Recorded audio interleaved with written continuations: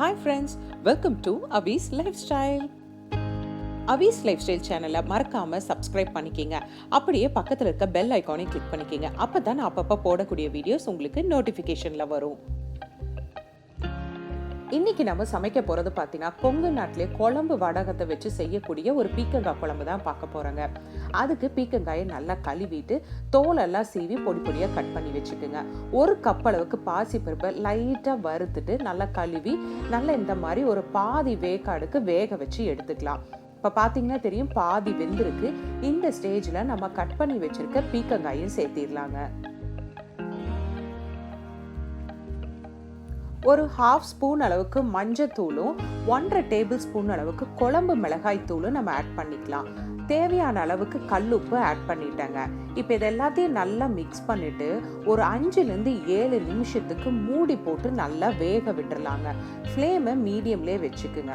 ஒரு 7 மினிட்ஸ் கழிச்சு பார்த்தீங்கன்னா நம்ம போட்டிருக்க பருப்பு நல்லா மலர்ந்து இந்த மாதிரி வெந்து வந்திருக்கும். பீக்கங்காய் வெந்திருக்கான்னு பார்க்கறக்கு இது இப்படி எடுத்து கையில் லசிக்கு பார்த்தீங்கன்னா நல்லா உங்களுக்கு சாஃப்டாக உங்களுக்கு வெந்து வந்திருக்கும். அந்த ஸ்டேஜில் நான் இப்போ குழம்பு வடகத்தை நான் பொரிச்சு எடுக்க போகிறேங்க. இது பார்த்தீங்கன்னா உளுந்து வெங்காயம் எல்லாம் போட்டு வீட்டிலேயே செய்யக்கூடிய உளுந்து வடகம்.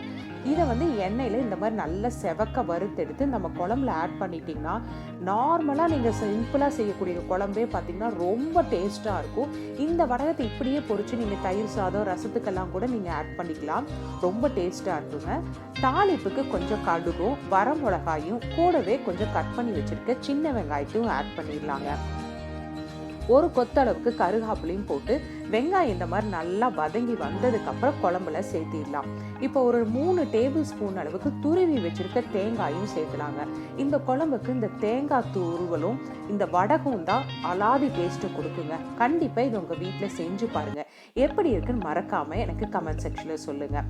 மறக்காமல் அவிஸ் லைஃப்ஸ்டைல் சேனலை சப்ஸ்கிரைப் பண்ணுங்கள். உங்கள் ஃப்ரெண்ட்ஸ் அண்ட் ஃபேமிலி மெம்பர்ஸோடையும் அப்படியே இந்த லைக் பட்டனையும் அமுத்தி விட்டுட்டிங்கன்னா எனக்கு நல்ல ஒரு என்கரேஜ்மெண்ட்டாக இருக்கும். மறக்காமல் செய்வீங்கன்னு நினைக்கிறேன். Life is beautiful. Enjoy to the core.